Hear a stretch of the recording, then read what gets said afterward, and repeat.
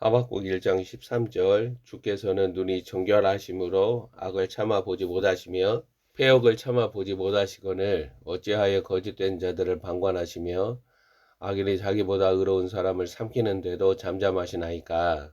예언자 하박국은 1장 2절에서 4절로 하나님의 길, 공의와 정의와 긍휼이 전혀 시행되지 않는 현실에서 부르짖습니다.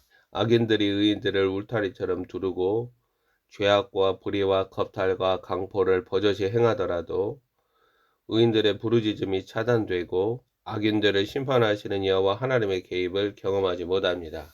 이러한 참 예언자의 부르짖음은 나라와 민족의 근간에 균열이 생겨서 돌이킬 수 없음을 말해주고 있습니다. 경건한 왕 요시아의 아들인 여호야김 왕과 시드기야 왕은 완악함과 우유부단한 처신으로 신앙과 민족과 나라의 근간을 허물어뜨립니다. 지도자들과 방백들이 여호와 하나님의 말씀을 버릴 정도로 악성향으로 굽어집니다. 땅의 현실에서 하나님 나라를 대변하는 유다는 불심판으로 멸망당한 소돔과 고모라 도시가 무색할 정도로 강포한 사회로 변질됩니다. 폭력의 영이 모든 영역에서, 모든 세대 가운데, 모든 지역 가운데 역사하는 거예요. 여호와 하나님은 이러한 유다를 다루기 위하여 1장 5절에서 6절을 읽으면 하박국의 부르짖음의 응답으로 더 큰 강포한 세력 갈대아를 끌고 오십니다. 즉 하나님 나라 안에 만연한 악을 처리하는 방식으로 하나님 나라 밖의 악을 사용하는 원리가 나타납니다. 이는 오늘날 대한민국 현실에서 불의와 부패와 죄악으로 더러워진 지상교회들이 겪고 있는 현실입니다. 예언자 하박국의 의구심과 혼란스러움에 참된 성도들은 결박당하는 것입니다. 기울어가고 무너져 내리는 유다는 더 큰 강포한 세력을 통하여 누적되고 만연한 죄악의 대가를 경험하는 운명으로 들어갑니다. 하나님의 공평한 저울에 달려 멸망을 당한 북이스라엘의 죄악보다 유다 사회의 강포가 더 무겁습니다. 그들의 신앙은 만연하고 부패한 악과 불의를 제어하거나 극복하지 못하고 신앙 공동체의 근간을 허물면서 도덕적인 해이와 방종을 몰아옵니다. 율법이 해이하고 정의가 전혀 시행되지 못하는 나라와 민족의 현실은 본문 1장 2절에서 말하는 대로 부르짖어도 주께서 듣지 아니하시고 외쳐도 주께서 구원하지 아니하시는 고통입니다. 작금의 대한예수교 장로의 남녀노소의 현실이 이와 다르다라고 말하기 어렵습니다. 우리는 자신이 옳게 여기는 대로 하나님의 이름을 부르고 있습니다. 저 그리스도영이 시편에는 악과 불이라는 혼돈 세력의 대항진지로 나타나는 성도들은 그 양심이 순결하고 진실해야 합니다. 그들은 순전한 믿음과 깨끗한 마음과 선한 양심으로 심판하시는 주님 앞에 준비됩니다. 하박국 예언자는 자신의 조국 유다의 운명을 다루는 하나님의 방식을 수납하면서도 다시 1장 13절에서 의문을 제기합니다. 하박국은 13절에서 하나님의 성품과 하나님의 행동을 언급합니다. 하나님의 성품에서 흘러나오는 공의와 정의가 거짓된 자들과 악인들이 그들보다 의로운 자들을 삼키는데도 작동하지 않습니다. 우리 안에 불의와 악을 심판하는 그 강포한 도구들은 하나님의 작정과 의도를 넘어서는 배신자들로 나타납니다. 본문 14절에서부터 17절은 악이 범람하여 완전히 나라들과 민족들을 파괴하는 현실을 보여줍니다. 14절 주께서 어찌하여 사람을 바다의 고기 같게 하시며 다스리는 자 없는 벌레 같게 하시나이까. 그가 낚시로 모두 낚으며 그물로 잡으며 투망으로 모으고 그리고는 기뻐하고 즐거워하여 그물에 제사하며 투망 앞에 분향하오니 이는 그것을 힘입어 소득이 풍부하고 먹을 것이 풍성하게 됨이니이다. 그가 그물을 떨고는 계속하여 여러 나라를 무자비하게 멸망시키는 것이 옳으니까.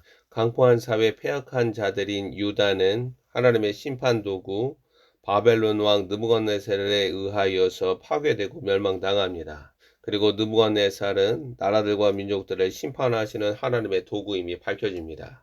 예언자의 의문과 번뇌는 장차 나타날 역사적 사실입니다. 다만 하박국 예언자는 이의제기 후에 파수하는 망대에서 말씀으로 임하시는 하나님을 기다립니다. 그리고 2장 2절에서 4절 하나님의 계시를 받습니다.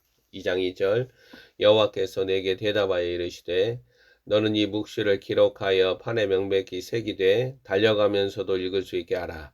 이 묵시는 정한 때가 있나니 그 종말이 속히 이르겠고 결코 거짓되지 아니하리라. 비록 더딜지라도 기다리라. 지체되지 않고 반드시 응하리라.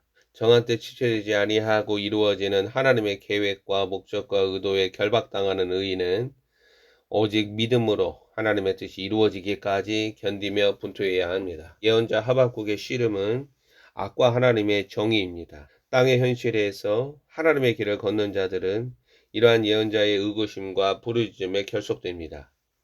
하나님 나라 살림 가치와 하나님의 성품과 의가 땅의 현실에서 이루어지는 이 시간적 간격에서 고통스럽게 부르짖는 현실이 참된 하나님의 백성들에게 나타납니다. 이 땅에서 하나님 나라가 완성되기까지 경험되는 이러한 현실에서 하박국 2장 4절은 생명의 길을 보여줍니다.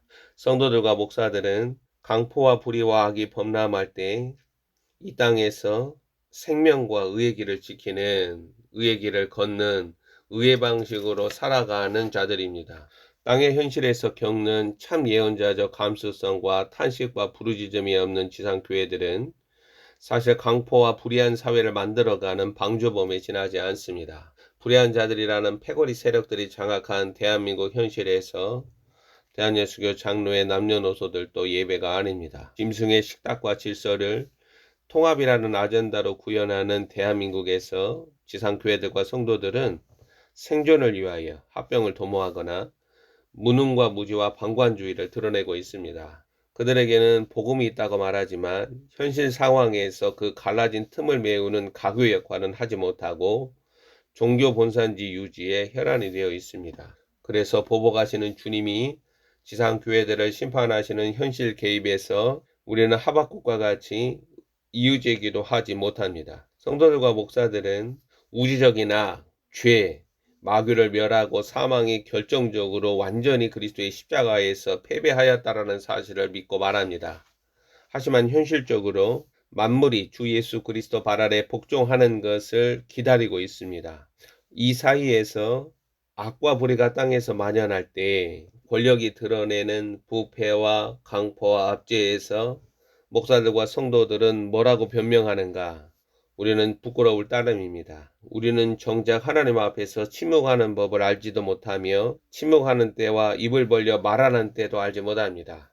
하나님의 계시는 분명하게 2장 4절에서 의인은 그의 믿음으로 말미암아 살리라로 살아 있습니다. 이것은 성도들과 목사들이 땅에서 일어나는 일들에 관하여 그들이 하나님의 방식으로 서거나 아니면 세상 방식, 사람 방식으로 처신한다라는 사실을 말하고 있습니다. 믿음으로 말미암아 살리라가 종교 본산제 안에 편안하게 앉아서 예배와 찬양과 기도와 봉사와 전도와 선교를 행하는 모습 그 이상을 말하고 있는 것입니다.